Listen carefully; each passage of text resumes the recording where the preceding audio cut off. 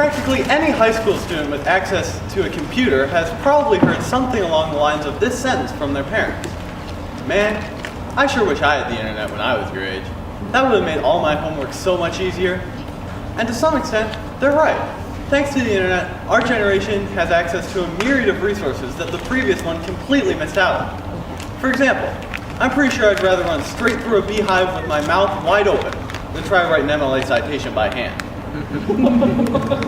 Unfortunately though, what has made our lives so much easier in some ways could also very easily lead to our downfall. You see, the internet is a vast place with millions of websites, and sadly, every single one of them is way more interesting than whatever productive thing you're trying to accomplish. Whatever disadvantages cracking open a book may bring, anyone using this method is not literally 3 seconds away from the latest updates on Benedict Cumberbatch's hair. With the general impulsiveness and short attention spans that have always plagued teenagers, we hardly stand a chance. To illustrate this point, I submit a typical day for any internet-savvy teenager.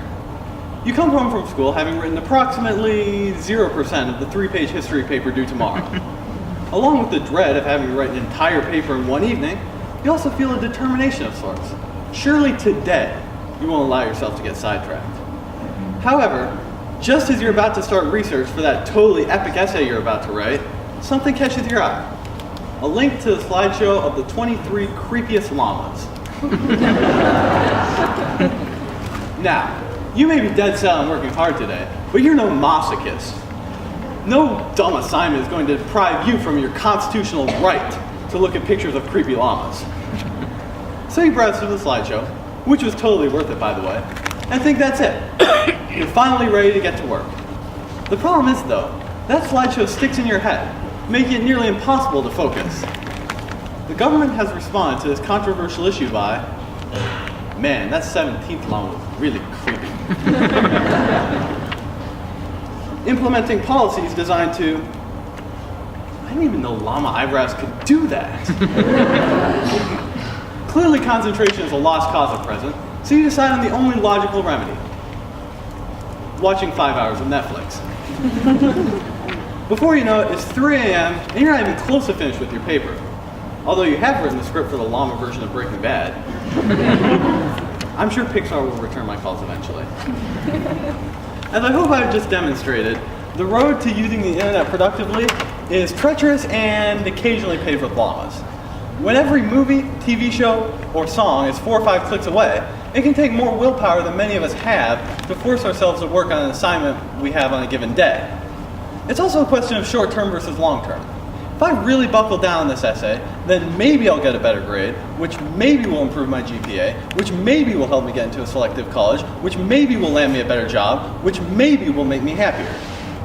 If I decide to watch Parks and Recreation instead, then I'll definitely end up watching Parks and Recreation, which will definitely make me happier.